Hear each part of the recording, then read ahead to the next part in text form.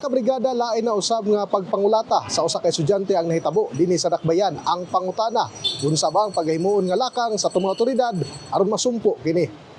Human nga nag-viral ang video sa pagpangulata sa usa ka estudyante sa usa ka public high school ning Dakbayan niadtong milabay nga semana, gibutyag sa Davao City Police Office nga mas pakusgan pa nila ang police visibility gawas sa mga eskwelahan dinhi sa syudad. Sumala pa ni DCPO spokesperson Police Captain Hazel Caballero Tuason nga nagpahigayon na og follow-up investigation ang kapulisan kalabot sa maong panghitabo. Operation also sa biktima o sa pamilya, sir, no? Kaya dili gud nato mahimo ang tanang investigation without cooperation sa hingtabuan. Di nagpablater na ang biktima sa mong pagpangulata.